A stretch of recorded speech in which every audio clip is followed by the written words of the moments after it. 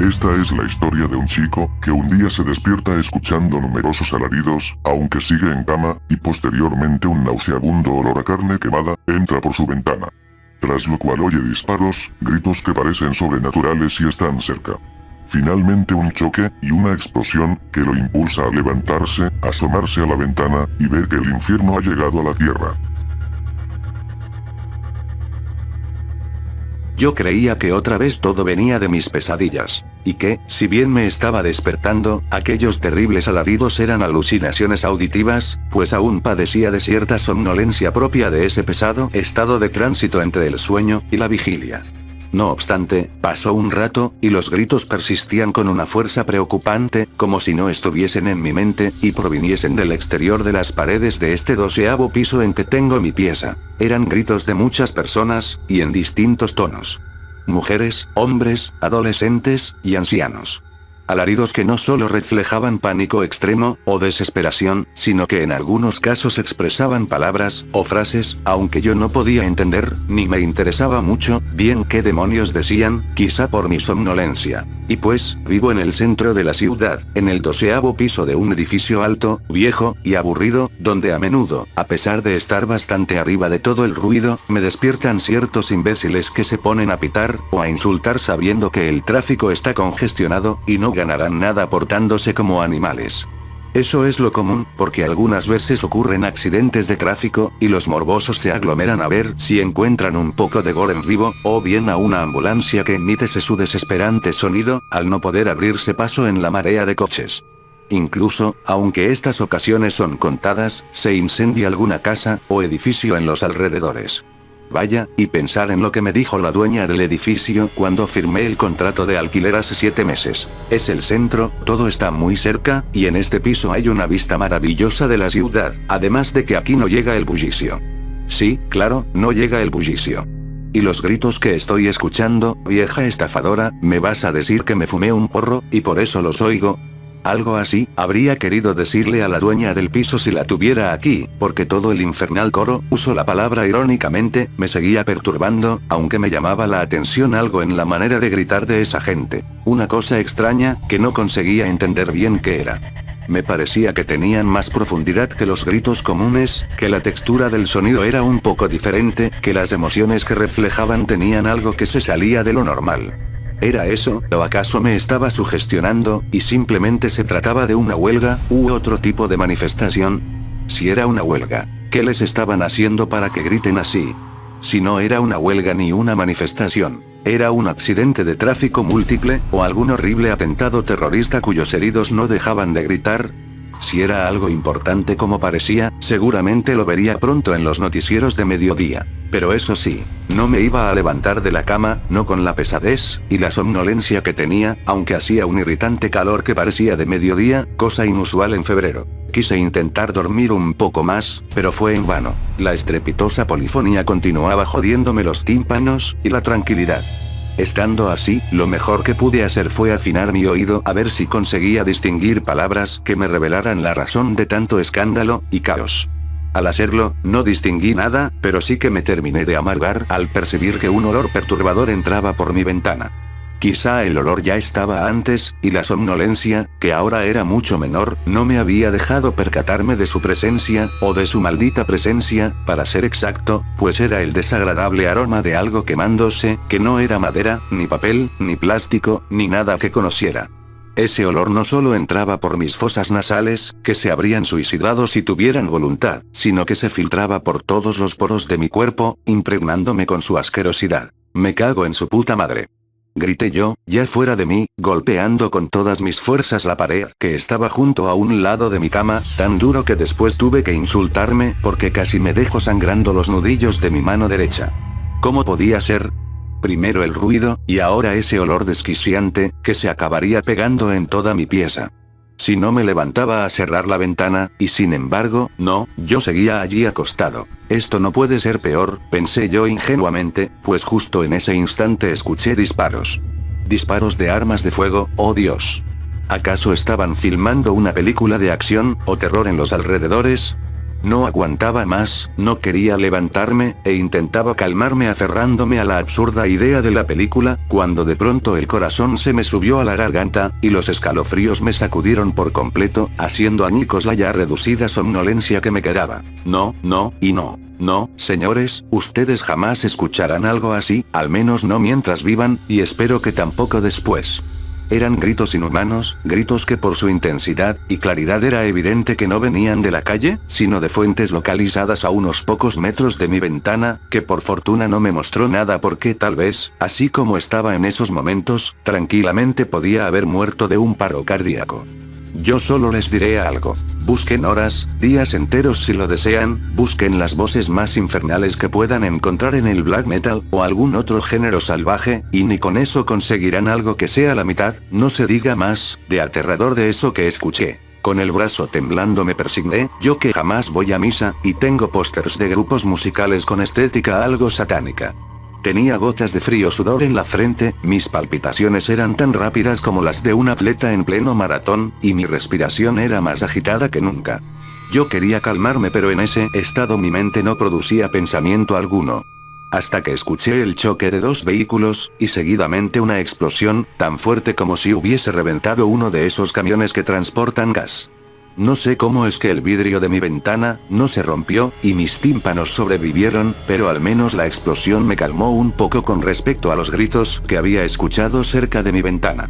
En todo caso, en ese instante, como guiado por mis reflejos, salté de mi cama, y corrí a la ventana a ver qué pasaba. No di crédito a lo que estaba viendo, simplemente observé todo estupefacto, atónito, con la boca abierta, y después cerré los ojos, me los froté, y los volví a abrir en la esperanza de que fuera la pesadilla más vívida de toda mi vida.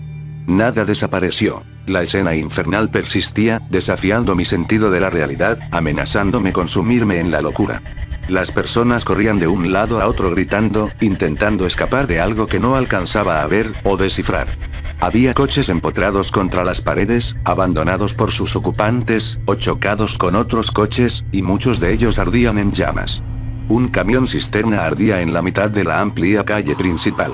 Abajo y arriba yacían incendiadas las plantas de los balcones de mi edificio. Las explosiones continuaban proliferando por doquier, y reventaban coches, tanques de gas dentro de casas, o incluso gasolineras. Y en todas las calles, dispersas aleatoriamente, habían pequeñas hogueras, cuyo combustible era de una naturaleza que no pude revelar hasta que noté que algunas de esas hogueras se movían, o se arrastraban. Pues en realidad eran personas calcinadas, tan quemadas que tenían el aspecto lastimero de quienes mueren en el fuego, y terminan como pequeñas y huesudas momias negruzcas. ¿Cómo habrían deseado la eterna disolución esos infelices condenados, esos seres miserables cuyo ardiente ropaje no acababa de exterminarlos? Me alegra saber que ninguno de ustedes podrá imaginarse lo que cuento de una forma igual, o más horrorosa de lo que fue aquello que vi, y jamás podré olvidar. Era algo sobrecogedor, que me hizo derramar lágrimas de compasión, y a la vez me hizo temblar de miedo. Como les decía, esas personas que se arrastraban nunca se extinguían, pero a veces el calor hacía que se les cayera un brazo, un pie, o una mano, que se les fueran cayendo, convertidos en cenizas, trocitos de carne, o que se partieran en dos, profiriendo alaridos de pánico mientras sus vísceras cocidas se derramaban por el suelo. Aunque después, como pude notar, siempre venían, arrastrándose por el suelo, unas criaturas, si así puedo llamarlas, que eran como serpientes hechas de oscuridad, aunque con las cabezas, según percibí de lejos, con forma humana, y entonces esos seres envolvían a los condenados, y los recomponían para que volviesen a arder, ahora ya con la piel, los cabellos, y todo regenerado. Entonces, una vez que volvían a quemarse desde el principio, iban desprendiendo pedazos, en llamas, de ropa, y piel quemada, que dejaban tras de sí cuando se desplazaban arrastrándose. También, y aunque extrañamente no lo había notado antes, en muchas de las ventanas de otros edificios y casas, alcanzaba a verse fuego adentro, el humo salía negro, y abundante, y solían aparecer personas que, corriendo algunas veces en llamas, se acercaban a los bordes de las ventanas, y saltaban. Por mi parte, yo continuaba de pie en mi ventana, contemplando todo, aún tembloroso, y con los ojos húmedos. Desde luego, para aquellos momentos ya tenía claro que, el olor que percibí antes de ver todo, era el olor de la carne humana quemándose, el olor del infierno. Ya las sensaciones eran demasiado claras para tratar de convencerme de que todo era una pesadilla, y en los otros pisos de mi edificio las personas también se lanzaban, escapando del fuego que aún no me visitaba. Algo que me dejó aún más en shock, fue ver a mi vecina Marta, lanzándose en llamas junto a su bebé de 4 meses. ¿Qué explicación había para eso? Si estaba viendo el infierno, ¿qué hacía un bebé en el infierno? Yo había escuchado rumores de que Marta practicaba brujería, le echaba agua hirviendo a los gatos, y maltrataba a su otro hijo. Pero, si estaba viendo su futuro en el infierno, ¿era el bebé una ilusión creada para aumentar su tormento? Solo eso podría tener algo de sentido, porque incluso todo lo que veía no podía ser pensado como un infierno admitido por Dios. Todo era tan absurdo, tan inconcebible. Sin embargo, era incluso, como si no bastase, empezaron a aparecer vehículos militares, y los soldados salían, le disparaban al aire, o a las personas, se mataban entre ellos, se suicidaban, echaban granadas, y corrían a romperse la cara contra algún poste, o protagonizaban otras locuras por el estilo. Además, estaban lloviendo bolas de fuego, grandes bolas de fuego. Cuando alcé la vista, vi que en el cielo nublado volaban unos dragones de unos 15 metros, con la piel tan negra, que las escamas de un dragón, a veces mostraban tonos naranjas, pues reflejaban el fuego que escupían sobre la gente los otros dragones. Ya era demasiado, la escena parecía un retorcido film de fantasía, que poco más, y rozaba lo surrealista por su proximidad al mundo de las pesadillas. No piensen que los dragones no daban miedo. Sus enormes ojos de iris rojos, eran tan humanos en aspecto, y tan demoníacos en esencia, pues la mirada de estos seres alados reflejaba ira, odio, maldad, y una inteligencia superior a la humana, que hacía pensar en la inteligencia angélica que los teólogos asignaban a los ángeles, y que no resultaba difícil atribuir a esas abominaciones si se las consideraba como ángeles caídos. Por otra parte, era muy perceptible el sadismo de los dragones, porque tenían como destrozar todo rápidamente a colazos, o con las garras, pero preferían rugir, escupir fuego, y herir a la gente antes que exterminarla temporalmente. Recuérdese que las serpientes de sombra los revivían. Estaban por todas partes, a miles de metros, y hasta en el horizonte, donde ya solo alcanzaba a verlos como puntos negros que se movían. Hasta donde daba mi visión, los dragones hacían el mismo tipo de cosas en todas partes, en todas las zonas del infierno, o de lo que parecía el infierno, porque quizá estaba teniendo visiones del apocalipsis, puesto que en el cielo aparecieron algunos aviones de guerra, que en vano lanzaron los misiles contra los dragones, pues estos ni siquiera sufrieron herida alguna, y así unos cuantos pilotos, desesperados, se suicidaban, eso creían, estrellando sus casas contra las diabólicas bestias. Si era el infierno, ¿por qué se les daba a los humanos la oportunidad de creer que podían pelear contra los dragones? Si era el apocalipsis, ¿por qué revivían las personas, a fin de volver a sufrir? Quizá el apocalipsis, al menos para la mayoría de personas, implicaba vivir no solo el fin del mundo, sino algo que, dependiendo del caso de cada persona, era o bien una experiencia anticipada del infierno, en donde nadie muere, ni se destruye irreversiblemente porque tiene que seguir sufriendo, en que habitarían por siempre. O bien, y como proceso de expiación, una experiencia del infierno aquí en la tierra, pero de duración limitada, pues después gozarían de la presencia divina tras su pase por el purgatorio. Sea lo que fuera, resultaba acertado llamarle el infierno en la tierra a eso que veía, y que en realidad me parecía que debía ser el apocalipsis en la forma descrita. Esto es, como el fin del mundo, ejecutado a través de una especie de venida del infierno, que no es tanto un lugar sino una situación, a la tierra. Naturalmente, he pensado todas estas cosas a la hora de contar lo vivido, porque en esos momentos, ni siquiera un matemático tendría tanta cabeza fría como para ponerse a analizar. Por suerte todo acabó en poco tiempo. Fue así. Yo seguía mirando todo cuando, después de que los dragones gritaron con voz humana, uno de ellos, que estaba bastante lejos, se giró en dirección hacia mí, y empezó a volar lentamente, acercándose.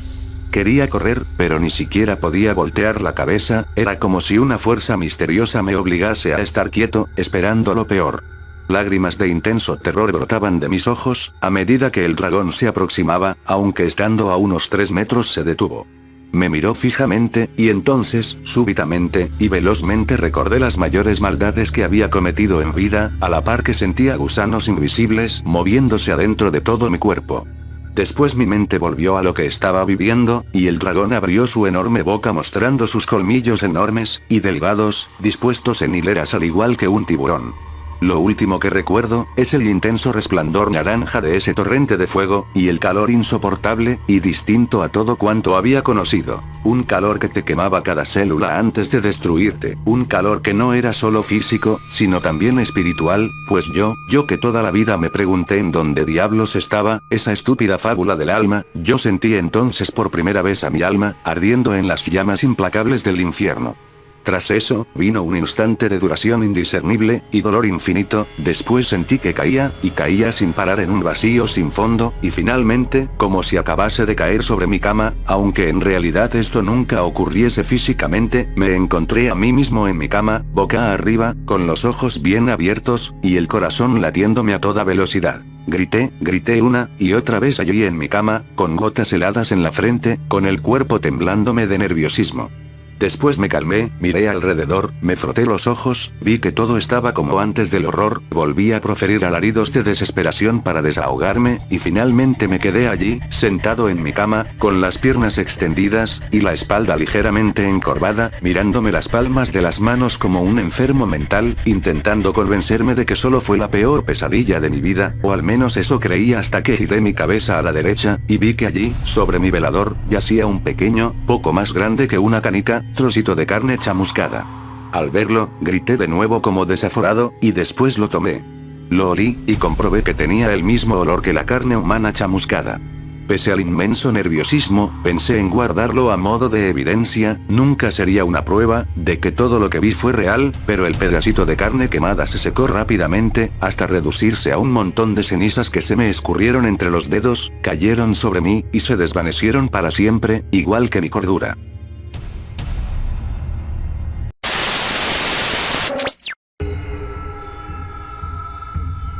Siempre fui incrédulo para creer en lo paranormal, jamás le di credibilidad, y llegaba hasta a burlarme de los relatos de los demás.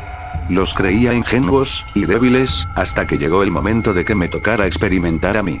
Fue un sábado por la noche, me alistaba para salir porque tenía una fiesta que iba a estar muy buena que se realizaría en la playa.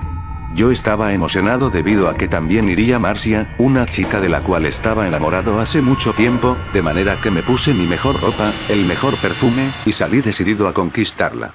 Eran las 10 de la noche, me dirigí al paradero de autos, y abordé el viejo colectivo que te trasladaba a la playa. El chofer, era un señor de avanzada edad, quien me quedó mirando y me preguntó: «Joven, ¿no es muy tarde para ir a la playa, así tan bien arreglado?» A lo que yo le contesté: «Voy a una fiesta, estará genial». A lo cual me replicó sonriendo maliciosamente: «Tenga cuidado, porque en donde lo dejaré suceden cosas muy extrañas». Aquel gesto medio burlón de ese hombre me asustó un poco, pero segundos después, no le di importancia. De pronto llegamos, me bajé, avancé unos cuantos metros, y el auto de pronto desapareció. No le tomé tampoco importancia a eso, pero sí notaba que aquel lugar estaba desierto, y las casas cerradas. Hasta que me sorprendió saber que me había bajado en el lugar equivocado, y que tenía que caminar mucho para llegar a la fiesta a la que iba.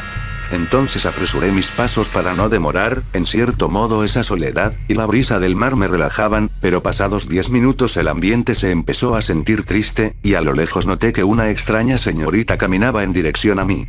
Mi instinto me decía que diera la vuelta, y saliera corriendo, pero yo terco como siempre decidí avanzar. Conforme iba acercándome iba teniendo más miedo, hasta que a unos metros ella se paró, me miró, y me dijo: «¿A dónde vas?». En ese instante, no le respondí nada porque me quedé inmóvil. De pronto, ella estiró los brazos y me invitó a abrazarla. Luego, yo sin darme cuenta caminé hacia ella, me tomó de la mano, y caminamos juntos, en un viaje sin retorno hasta el fondo del mar.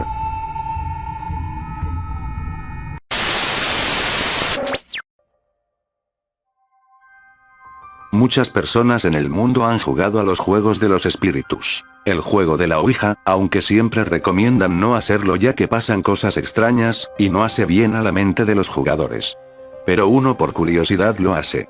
Esto le pasó a un grupo de 4 muchachos, que en un día de campo, decidieron jugar como corresponde a la Ouija, en un lugar apartado totalmente de la sociedad, con velas rojas y negras, con las ventanas y puertas trabadas. Este grupo de amigos comenzaron.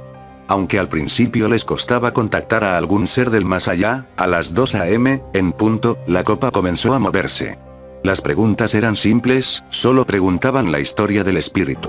Cómo había muerto, quién era, y cosas por el estilo. Pero uno de los chicos sospechaba que el amigo de al lado estuviera moviendo la copa, entonces comenzó a hacer preguntas bromistas, las cuales no le gustaban al espíritu. Uno de los amigos le preguntó si quería que el amigo abandone el juego, y el espíritu dijo que sí. Pero el amigo no quería, y se burló. El espíritu enojado movió la escoba que estaba trabando la puerta de la casa, dando la señal de que se vaya. En ese momento los chicos comenzaron a sentir que el piso se movía, y los objetos comenzaron a caerse. El tablero se lanzó solo hacia una esquina de la habitación, y comenzó a prenderse fuego.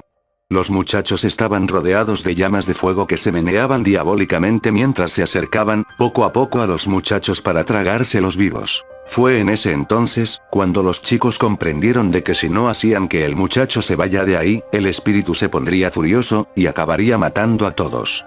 En ese momento, los mismos amigos, empezaron a empujar al muchacho para que salga por la puerta. Lo tuvieron que empujar violentamente, porque el chico estaba tan asustado que se había quedado paralizado del susto. Apenas sacaron al muchacho, las llamas desaparecieron. Pero a los 5 segundos se escuchó un grito desgarrador que provenía de afuera de la habitación. El muchacho estaba tirado en el suelo, completamente destripado, y con sangre en la boca. ¿Cómo pudo morir tan rápido? Entonces una fuerza invisible hizo que los 3 chicos que quedaban, entraran por la fuerza a la habitación. De pronto, se cerró la puerta. Luego, el tablero que había sido tirado a una esquina de la habitación por el espíritu, se colocó al centro de donde estaban reunidos los chicos. El espíritu ahora quería seguir jugando. Los muchachos se levantaron, e intentaron con todas sus fuerzas abrir la habitación pero era inútil. El espíritu ya había tomado su decisión. No saldrían de allí vivos. Los muchachos se resignaron a seguir jugando, y la pregunta que le hicieron al demonio fue: ¿saldremos vivos de aquí? No. Respondió el demonio. Los muchachos, más asustados aún, se miraban unos a otros como pensando en algún plan para poder escapar del macabro juego. Más tarde, le hicieron otra pregunta al demonio. ¿Quieres ganar algo, a cambio de dejarnos con vida? Luego de 5 segundos, el espíritu respondió que sí. Si nos dejas salir, prometemos traerte el día de mañana 6 vírgenes, para que hagas con ellas lo que tú quieras, y por toda la eternidad. Tú sabes que podrías divertirte con ellas mucho más que con nosotros. ¿Aceptas? Entonces el espíritu, sin pensarlo 2 veces, dijo que sí. Entonces el espíritu les abrió la puerta, y los muchachos salieron. Pero cometieron un grave error. Habían dejado sus mochilas adentro de la casa. Los muchachos no pensaban cumplir su promesa, ni mucho menos volver a ver al demonio. A los 2 días, luego de haber roto su promesa, las mochilas aparecieron en sus dormitorios, ensangrentadas, y con un mensaje que decía: esta es la primera y última vez que engañan a un demonio. Cuando abrieron sus mochilas, encontraron las cabezas cortadas de sus madres. Cuenta la historia que los chicos enloquecieron, y que desaparecieron. Se dice que persiguen al demonio para que les enseñe en dónde quedaron los cuerpos, para poder enterrar a sus madres con dignidad.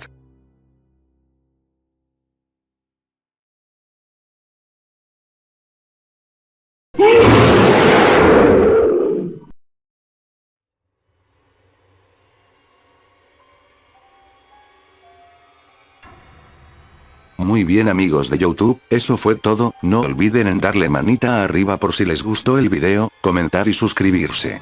Disculpen por no haber subido otras historias en las 2 semanas anteriores debido a que me quedé falto de tiempo, pero ya a partir desde la próxima semana comenzaré a retomar la normalidad aquí en mi canal, y les tendré nuevas historias terroríficas, y más seguido para compartirlas con ustedes. Muchas gracias a todos, ya somos casi 2000 suscriptores, y espero que en este año que comienza seguir creciendo con el apoyo de ustedes, y traerles más historias de terror, leyendas urbanas, y pequeños documentales que ojalá también les gusten. Bueno amigos, se despide Esteban Molech y hasta pronto.